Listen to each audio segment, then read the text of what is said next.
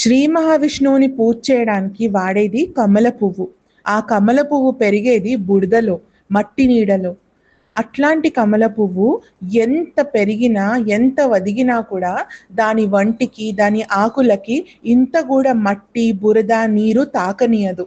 ఒకవేళ ఆ కమల పువ్వుని మీరు ఆ నీటి నుంచి బయటికి తీస్తే స్వచ్ఛంగా కనిపిస్తుంది. దానికి ఏ మట్టి, ఏ బురద అతుక్కొని ఉండదు. ఎందుకంటే దాన్ని అది స్వచ్ఛంగా అంత ప్యూర్గా ఉంచుకునే శక్తి ఆ కమల పువ్వుకే ఉంటుంది.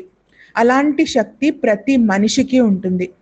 ఈరోజు రేపు చుట్టూ ఎక్కడ చూసినా చెడే కనిపిస్తుంది. ప్రతి ఒక్క న్యూస్ మీకు ఒక నెగటివ్ ఎగ్జాంపుల్ ఇస్తుంది. సొసైటీలో ఇలా జరుగుతుంది చూడండి అని అరిచి మరీ మీకు వినిపిస్తుంది. కానీ మీరేం చేయాలి? ఒక మనిషిగా మన చుట్టూ ఇంత చెడు జరిగేటప్పుడు మన ప్యూరిటీని, మన శాంక్టిటీని మనం ఎలా కాపాడుకోవాలి? ఫస్ట్ ఆఫ్ ఆల్, లోకంలో ఇప్పుడు కలియుగంలో ఉన్నాం. కలియుగంలో ఇలాంటి అరాచకాలు, ఇట్లాంటి అవినీతి పనులు తప్పక మానవు అని చెప్పి మన గ్రంథాలలో, మన వేదాలలోనే రాసుంది. ఎంతో మంది పుణ్యాత్ములు కూడా చెప్పి వెళ్ళారు. కానీ ఇవన్నీ చూసుకుంటూ కూడా మనము మన క్యారెక్టర్ని, మన ఐడెంటిటీని, మన మంచి అలవాట్లని మెయింటైన్ చేసుకోవడం చాలా చాలా ఇంపార్టెంట్. ఎక్కడ చూసినా అవినీతే చూస్తున్నాం. కొండ మీద అమ్మే ఆ తిరుపతి లడ్డూలో కలిపే ఆ వ్యంగ్యమైన పదార్థాల దగ్గర నుంచి చిన్న పిల్లని ఇబ్బంది పెట్టేటట్టుగా చేసే ఒక మాస్టర్ వరకు, ఒక అమ్మాయిని కెరియర్లో వెతుకుతున్న టైంలో వాడుకొని తనని హింస పెట్టిన ఒక పెద్ద మాస్టర్ దగ్గర నుంచి ఒక యూట్యూబర్ మీద పెట్టకూడని నిందలు పెట్టి తనని హింసిస్తున్న అమ్మాయి వరకు, ప్రతి ఒక్క జెండర్, ప్రతి ఒక్క పర్సన్ ఏదో ఒక నేరాలు, ఏదో ఒక ఘోరాలకి పాల్పడుతున్నారు. వాళ్ళు ఈ నేరాలు, ఈ ఘోరాలు చేయడం వల్ల చాలా హైలైటెడ్గా ఉంటారు, న్యూస్లో ఉంటారు, లేదా ఫేమస్ పర్సనాలిటీస్ అయిపోతారు రాత్రికి రాత్రి అనుకుంటున్నారు. బట్ ఇవన్నీ వాళ్ళ మీద, వాళ్ళ ఫ్యామిలీ మెంబర్స్ మీద, వాళ్ళ లైఫ్ మీద ఎలాంటి రిజల్ట్ చూపిస్తుంది అనేది వాళ్ళు అస్సలు ఆలోచించలేకపోతున్నారు. ఈరోజు సొసైటీ ఎటు చూసినా మనకి రాంగ్ ఎగ్జాంపుల్సే చూపిస్తుంది. ఎటు చూసినా తప్పులే చూపిస్తున్నాం. ఒక మనిషి ఈ తప్పు చేశాడు అంటే దానికి 100 కారణాలు వెతుక్కొని నేను ఈ తప్పు ఎందుకు చేశానో చెప్పుకుంటున్నాడే కానీ తనను తన ప్రక్షాళన చేసుకొని నేను ఈ తప్పు మళ్ళీ జరగకుండా చూసుకుంటాను స్వామి, ఒప్పుకుంటాను అని దేవుడికి చెప్పలేకపోతున్నాడు. ఈ రోజు రేపు ప్రతి ఒక్క పొలిటీషియన్ మేం కరెక్ట్, మా పార్టీ కరెక్ట్, మేము చేసింది కరెక్ట్ అని ఆలోచిస్తున్నారే కానీ అసలు అట్లాంటి పనులు చేసి ఆ తిరుపతి దేవస్థానం మీద ఉన్న ఆ దేవుడికి మనం ఎంత పాపం చేశామనేది ఎవ్వరూ ఆలోచించలేకపోతున్నారు. నిజంగా చెప్పాలంటే ప్రతి ఒక్క ఫ్యామిలీలో బ్రదర్స్ అండ్ సిస్టర్స్ మధ్యలో ఫైట్ అయ్యేటప్పుడు వాళ్ళ గురించి వాళ్ళు ఆలోచించుకుంటారే కానీ వాళ్ళ గొడవల వల్ల వాళ్ళ తల్లిదండ్రులకి ఎంత బాధ అవుతుంది అనేది ఎవ్వరూ ఆలోచించరు. అలాంటి పరిస్థితియే దేవుడిది కూడా. దేవుడికి జరిగిన అన్యాయం ఎవరు చూడలేకపోతున్నారు. వాళ్ళ పార్టీల మీద దుమ్ము పడుతుంటే, బురద పడుతుంటే, మట్టి పడుతుంటే తుడుచుకోవడానికి ప్రయత్నిస్తున్నారు. ఒకరు దీక్ష అంటారు, ఇంకొకరు మరో దీక్ష అంటారు, ఇంకొకరు పోరాడతా అంటారు, ఇంకొకరు పోరాడండి చూస్తాము అంటారు, ఇంకొకరు నోటికొచ్చింది మాట్లాడతారు. ఆడ లేదు, మగ లేదు, ఎవ్వరూ లేరు. ఎవరైనా వాళ్ళ స్వార్థం వాళ్ళు చూసుకుంటున్నారు. ఇట్లాంటి లోకంలో మనం ఎలా ఉండాలి? మన చుట్టూ ఇన్ని ప్రాబ్లమ్స్ వస్తున్నాయి. మొన్నటి దాకా వరదలు వచ్చి 1000 మంది చనిపోయారు, 1000 మందికి ఇల్లు లేకుండా పోయింది. నెల తిరిగితే ఈఎంఐస్ కట్టుకోవాలి, ఎలా కట్టుకోవాలి? ఇంటి సరుకులు కొనుక్కోవాలి, ఎలా కొనుక్కోవాలి అనే ప్రశ్న ప్రతి ఒక్కరి మైండ్లో పడింది. ఆ బాధల నుంచి గట్టెక్కామో లేదో ఇంకొక బాధ మొదలైంది. కంటిన్యూస్గా ఇలాంటి ప్రాబ్లమ్స్ వస్తున్నప్పుడు ఒక మనిషికి మానవత్వం మీద, మంచి మీద నమ్మకం పోతుంది. నేను ఎందుకు ఇలా బతకాలి అనే క్వశ్చన్ మార్క్ మైండ్లో వస్తుంది. ఫ్రెండ్స్, ముందుకెళ్లే ముందు please subscribe, like and share చేయడం మాత్రం మర్చిపోవద్దు. ఈ వీడియోస్ మా ప్రయత్నం, మా వ్యూస్ని మీ దాకా చేర్చడానికి. మేము ఆలోచించే ఆలోచనలు మీ దాకా చేర్చి మీ ఒపీనియన్స్, మీ వ్యూస్ వినడం మాకు చాలా ఇంపార్టెంట్. ఎందుకంటే మీరు మమ్మల్ని గైడ్ చేస్తూ ఉన్నప్పుడే, మీ ఒపీనియన్స్ మాకు చెప్తూ ఉన్నప్పుడే మేము ఇంప్రూవ్ అవ్వగలుగుతాం. So please subscribe, like and share the channel. మీకు కంటెంట్ నచ్చుతూనే చేయండి, నచ్చకపోతే ఎప్పుడూ చేయొద్దు. ఫ్రెండ్స్, ముందుకెళ్దాం. అసలు ఈ జరుగుతున్న సంఘటనలు రోజు రోజుకి ఒక మనిషిని భయపెడుతున్నాయి. అసలు ఏంటి? ఒక జెండర్ తప్ప, ఒక పార్టీ తప్ప, ఒక మనిషి తప్ప, ఒక ఆలోచన తప్ప, అసలు ఏంటి? ఎవరిది తప్పు? ఎందుకు ఇన్ని తప్పులు జరుగుతున్నాయి?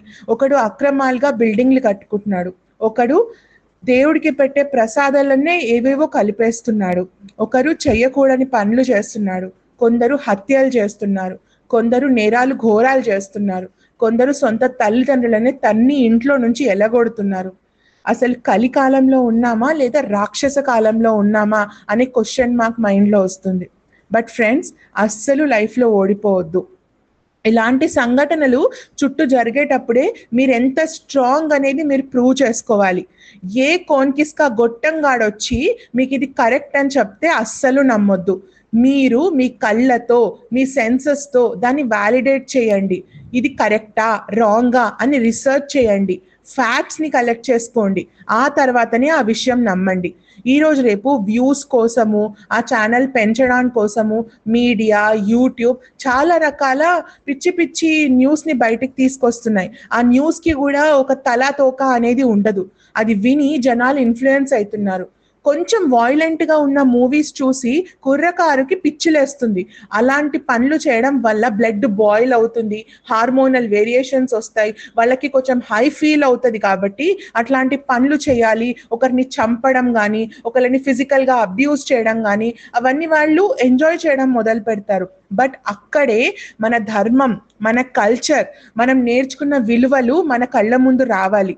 ఇన్ని చెడు సంఘటనలు జరుగుతున్నా కూడా మన ఫ్యామిలీ మెంబర్స్కి, మన ఫ్యామిలీలో ఉన్న పిల్లలకి, మన చుట్టూ సమాజంకి మనం ఎప్పుడు మంచే నేర్పియాలి. ఎస్, ప్రతి మనిషి లైఫ్లో ఏదో ఒక చెడు జరిగి ఉంటుంది, తప్పకుండా జరిగి ఉంటుంది, ఒప్పుకుంటాను. ఎన్నో అన్యాయాలు కూడా జరిగి ఉంటాయి. ప్రతి మనిషి ఆల్మోస్ట్ ఈక్వల్గానే కష్టపడతాడు, కానీ సక్సెస్ అనేది ఈక్వల్గా అందరికీ రాదు. కొందరు చాలా సక్సెస్ఫుల్ అవుతారు, కొందరు ఎంత చేసినా సక్సెస్ అవ్వలేకపోతారు. కానీ లాస్ట్కి విక్టోరియస్గా నిలిచేది ఎవరు తెలుసా? ఎంత ఓడిపోయినా కూడా మనం ఓడిపోయా కూడా సరే, మనం లెసన్ నేర్చుకున్నాం, ముందుకు వెళ్దాం అనే భావన ఉన్న మనిషే ముందుకెళ్తాడు. I request to each and every individual, specially adults, ఎవరైతే మేజర్స్ ఉన్నారో వాళ్ళు వాళ్ళ ఫ్యామిలీ మెంబర్స్కి కానీ, వాళ్ళ చుట్టూన్న మనుషులకు కానీ మంచి విలువలు, మంచి అవగాహనలు పెంచండి. మనం చాలా మోడర్న్గా మారిపోయాం, చాలా మోడర్న్గా మన లైఫ్ని లీడ్ చేస్తున్నాం. కానీ ఈ మోడర్న్ లివింగ్లో కొంచెం ట్రెడిషన్స్ని, కొంచెం వాల్యూస్కి ప్లేస్ ఇద్దాం. మన సనాతన ధర్మం మనకు నేర్పించింది way of life. Way of life అంటే ఏంటి? లైఫ్లో ఏంటి మంచి పని, ఏంటి చెడు పని అని నేర్పించే ఒక ప్రాసెస్, ఒక విధానం, ఒక నర్చరింగ్ మెథడ్. ఆ విషయాన్ని మనం అస్సలు మర్చిపోకూడదు. మన ధర్మం మనకేం నేర్పించింది అనేది మన ఫ్యామిలీ మెంబర్స్కి ఎప్పటికప్పుడు మనం చెప్తూనే ఉండాలి. వాళ్ళకి మంచి మంచి విషయాలు తెలిసేటట్టుగా మనం వాళ్ళతో పాటు టైం స్పెండ్ చేసి వాళ్ళకి ఆ విషయాలను నేర్పిస్తూ ఉండాలి. మీరు ధర్మాన్ని, మీరు కల్చర్ని పాటించడం వల్ల ఏమీ ఓల్డ్ ఆర్థోడాక్స్గా పాతకాలం మనుషుల్లాగా మారిపోరు. ఉల్టా మీరు చేసే పనులే మిమ్మల్ని మీ కల్చర్కి కనెక్టెడ్గా ఉంచుతాయి. అండ్ ఈ ఐడెంటిటీయే లోకమంతా మిమ్మల్ని ఇండియన్స్ అని గుర్తుంచుకునేటట్టు చేస్తుంది. ఏ మతమైనా సరే, మీరు హిందువులైనా సరే, ముస్లిమ్స్ అయినా సరే, క్రిస్టియన్స్ అయినా సరే, ఇసాయిలైనా సరే, ఏమైనా సరే, ప్రతి ఒక్క మతం ఎప్పుడు చెడు నేర్పించదు, మంచే నేర్పిస్తుంది. మీరు ఆ మంచిని ఫిల్టర్ చేసి సొసైటీకి ఇవ్వాలి, తప్పకుండా ఇవ్వాలి. ఇవే కాదు, ఇంకెన్నెన్నో చెడు విషయాలు కూడా మన కళ్ళ ముందు రేపు జరగబోతున్నాయి. కానీ వాటన్నిటిని చూసి అస్సలు ఇన్ఫ్లుయెన్స్ అవ్వదు. Only take good out of it. Bad will keep on happening. Only the good should be considered. Thank you, friends. Please subscribe, like and share the channel. Jai Hind, Jai Bharat. Be positive. Thank you.